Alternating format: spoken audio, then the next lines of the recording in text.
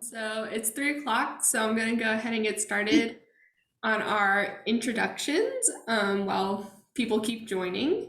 I'm Sarah Rosenkrantz. I'm the Education and Exhibit Assistant for the IU Museum of Archaeology and Anthropology. And I'd like to start off by saying welcome to our Coffee and Curator talk on Zar jewelry. If this is your first Coffee and Curator talk, I wanted to let you know it's a recurring monthly series where there is a 10-minute talk about some ongoing research at the museum, followed by a 10-minute Q&A.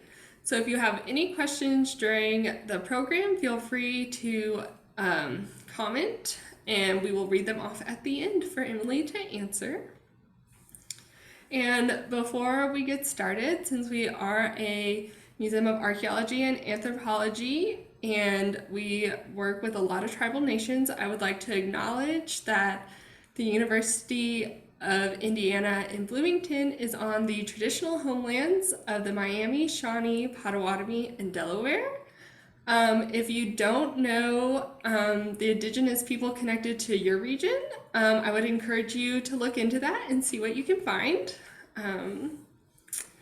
And lastly, but certainly the most exciting, I'd like to introduce our speaker, Emily Bryant. She is the Assistant Registrar and Ethnographic Collections Manager here at IU Ma.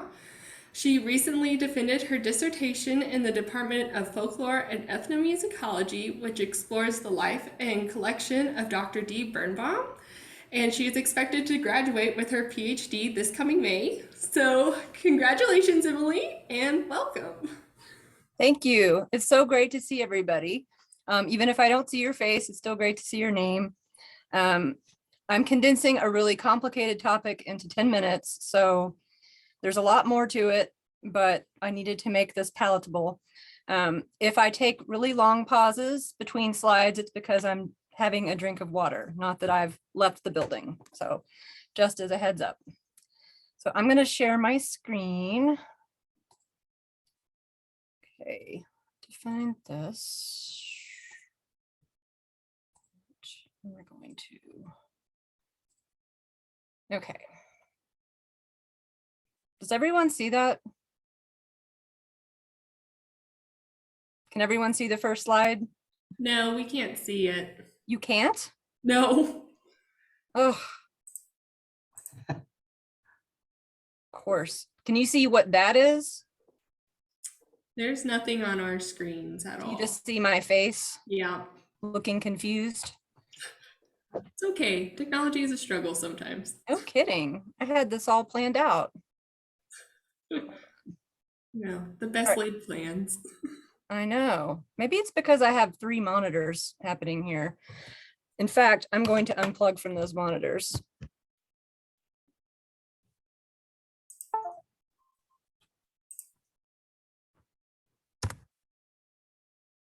Can you see that slide? No. Seriously?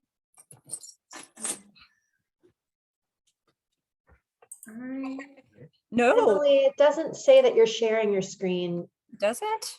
No. So maybe try unsharing and sharing again. Okay, hold on.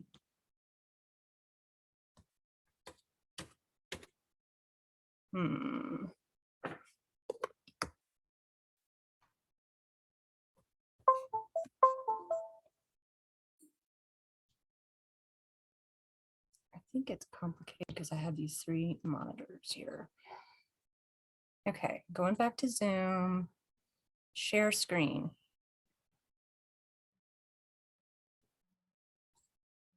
Which one? Oh, multiple. Did that do it?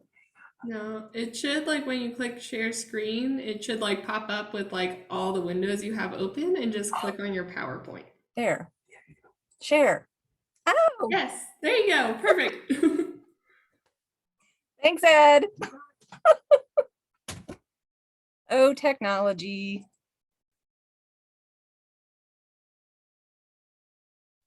Okay, now I think this should work. There, can you see it? Yeah, Sarah? you're good to go. Okay, yay. Okay, sorry, everybody. So now it's going to be officially over 10 minutes. Okay. My talk today will focus on a type of traditional Egyptian jewelry associated with Zar, a ritual healing practice that has now largely disappeared or gone underground due to religious conservatism.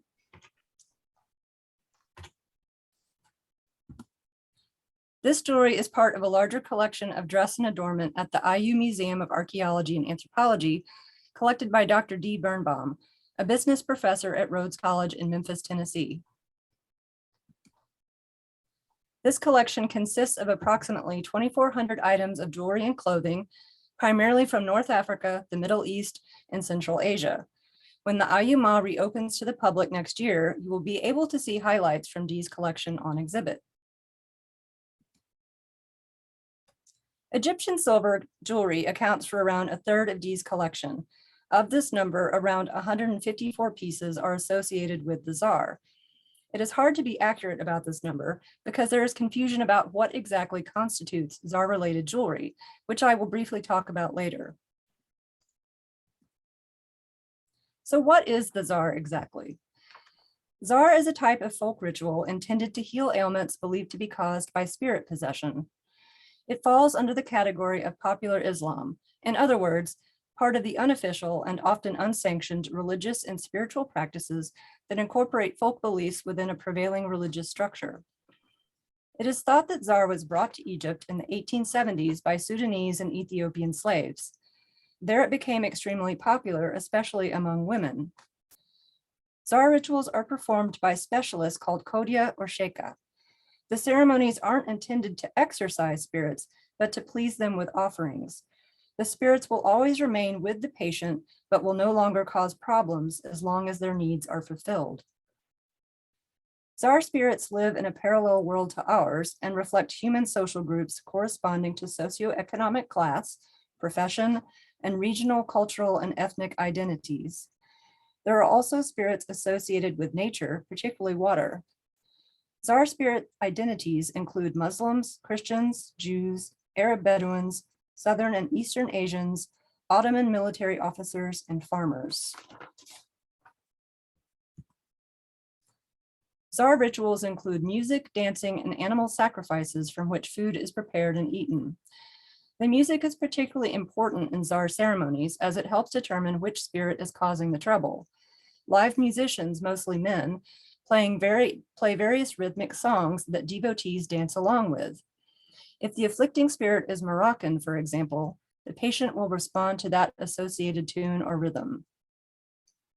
Based on what I've learned so far, it seems that the Zar remained fairly widespread in Egypt for the majority of the 20th century, but began to wane or to be practiced more discreetly as Islam became more conservative. While the use of jewelry in the Egyptian Zar has lessened over time, it once played an instrumental role in the ritual, used as offerings to the spirits, as payment to the Kodia or Sheikha, and worn as part of daily dress by Zar participants. Dutch jewelry historian and archaeologist Sigrid van Rood specializes in jewelry from the Arab world and has recently turned her attention to Zar-related ornaments. In a recent article, she discusses the way in which Zar initiates are often compared to brides, and even called by that name, Arusa, in their first ceremony. Once the Zar leader identifies the spirit or spirits causing the problems, she serves as a mediator to negotiate a permanent contract, just like a marriage, between the patient and the spirit. And like a marriage dowry, Egyptian Zar jewelry functioned as a form of dowry for the Zar bride. Van Rood writes, quote, "The amount of jewelry needed was of considerable influence on the overall cost of a private Zar. The cost would often be equal to that of an actual wedding," end of quote.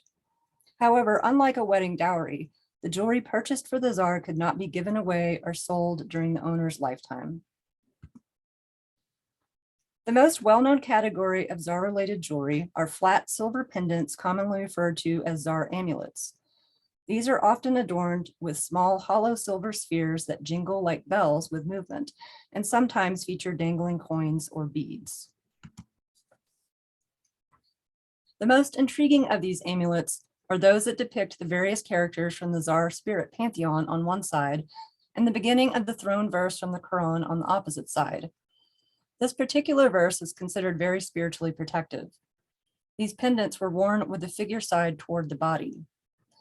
Until the mid-20th century, Zar amulets were individually engraved by hand so that each one was slightly different. In the 1960s, however, these pendants started being machine stamped on thin silver sheets. Not long after, these types of Zar amulets stopped being made and used altogether. The hand-engraved amulets reflect the various artistic styles and efforts of the makers, especially when you examine several amulets with the same Zar spirit. These pendants feature Sit Sefina, the mistress of the sea. They range from very detailed to very abstract depictions, the last one showing only a gestural hint of a fishtail.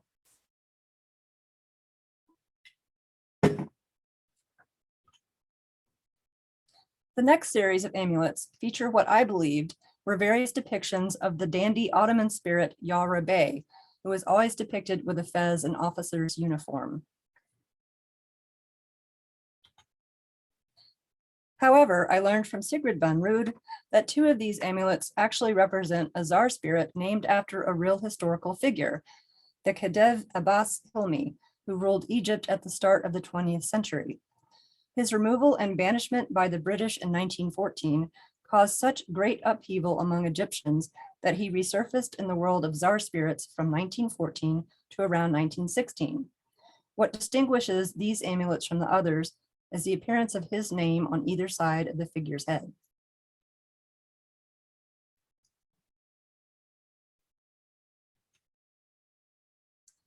These Zar amulets depict the mahmal, an empty wooden litter covered in opulent textiles that was once carried from Egypt to Mecca on the back of a camel. The most detailed pendant shows the pyramids of Giza and the Sphinx.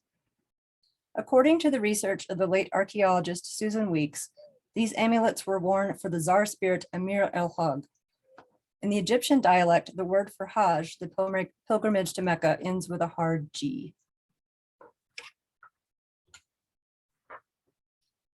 This slide features three of some of my favorite amulet designs. The one on the far left might be a depiction of Sit Safina with her brother, the Sultan al-Bar, but I do not know the identification of the other two pendants. I'm hoping that the more this collection is shared, the more questions we'll have answered.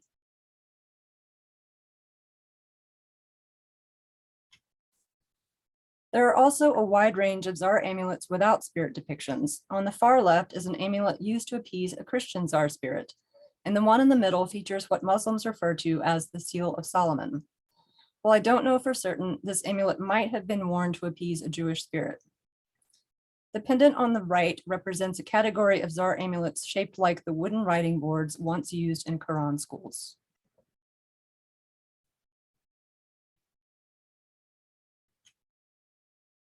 While collecting in Cairo in 2019, Dee obtained some pieces of jewelry that appear to still retain the sacrificial animal blood from a Zar ceremony.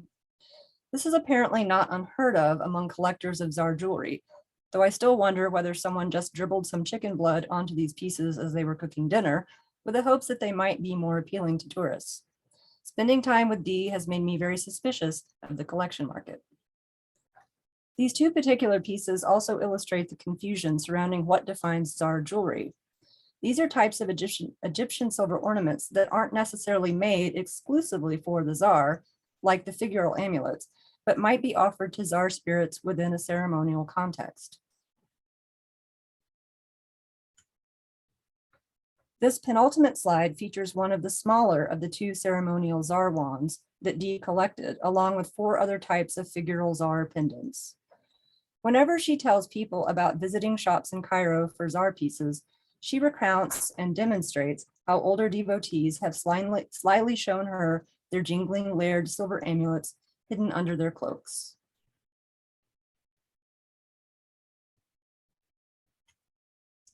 I hope you have enjoyed this brief talk about a very complex and fascinating topic.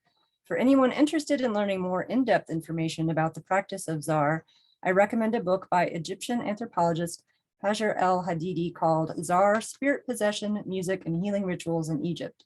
This is an ethnographic account of her experience as both a Zar observer and participant in the late 90s and early 2000s.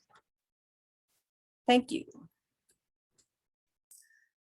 Thanks, Emily. That was wonderful. Super interesting. For anyone who has questions, like I said earlier, feel free to put them in the chat box. To start off, Emily, I have a question. What is it about these pieces that interest you so much? I think, I mean, to be honest, anything that's kind of magical is kind of alluring. I'm definitely guilty of that. I think the fact that a lot of these have figures on it is so interesting because most other jewelry from Islamic countries doesn't have, they don't have figures because the image was sort of considered not something that you should depict, images of living people. So seeing something like spirit images that have human forms is very fascinating. And also I like the design of a lot of them, and I like the way that different artists depicted spirits in different ways. I love the fact that some of them just did like something really brief, and it makes me think like why, you know, the reasons, it makes you ponder the reasons for that. Was it someone didn't have a lot of money to spend, or was someone actually afraid of depicting something realistically? Right. Oh yeah, that's super cool. Gloria said that she thought this was awesome and thought-provoking, and was wondering if some of the spirit traditions might have similar origins to some of the African diasporic belief systems found in the Americas. There are definitely some parallels there. I mean, obviously, as someone that, you know, has studied things about Haitian Vodou, there are a lot of similarities with the way music is used in Zar rituals to call forth the spirits, depending on like the rhythm, playing the rhythm. Also, Zar initiates will dress like the spirits and do things like smoke cigars and, you know, drink certain things that the spirits like. They'll eat certain things, like they'll prepare food that certain spirits like, and that's similar to something like what happens in Vodou ceremonies, as I understand it. I don't think that this is a West African tradition, however, like those that led to synchronized things, things like Vodou and Candomblé. This does seem to come from East Africa, like Ethiopia. Yeah. And Christina asked, kind of along the same lines, if the use of the amulets was connected to use of amulets in ancient Egypt for protection. I mean, there's a long history of amulet use in that part of the world. I'm not really an expert in that. I do know that things like the shapes like triangles have been around for a long time. Also things like the color blue, that supposedly has echoes of like ancient Egyptian use as a magical protectant. A lot of Egyptian folk jewelry echoes more recent ancient past than the pharaonic period. But again, that's not my area of expertise, but good question. And Pravina, sorry if I said your name wrong, Pravina asked, can you talk about the tiny bells and the role of sound in warding off evil spirits? Oh yes, tiny bells. And I have an amulet here. Anything that has a tinkling sound, like bells, are used across so many parts of the world to ward off the evil eye and also jinn. And it gets complicated, but Zar spirits are also called jinn as well. I didn't want to go there because it's a real complicated situation that I don't quite understand, but that book sort of explains it better. But yeah, the sound is very important in the ceremonies. Also things like belts with bells are worn, and oh, this is the wand that I had a picture of here. The other one is actually quite long. This one's shorter. And as you see in here, has a really pleasant tinkling sound. Isabel said that Zar reminds her a lot of the Italian practice called Tartanism, where women would be exorcised by musicians to get rid of the spider that possessed them. Most of the possessed women suffered from depression or mental illness. Was it only women who were treated in the Zar tradition? And what were they treated for, or how did their illness manifest? That's really interesting, because a lot of the Zar practitioners are primarily women, not exclusively, but primarily. And yes, mental illness is up there with one of the biggest things that is treated by Zar. Anything that was sort of not easily cured by a basic general practitioner, they would turn to the Zar, but it did include a lot of mental illness, but also just there's a belief, and people have written about this, that it was the Zar allowed women to be kind of in a place of power and independence in the Zar setting, in an environment where they weren't always the ones in control of everything.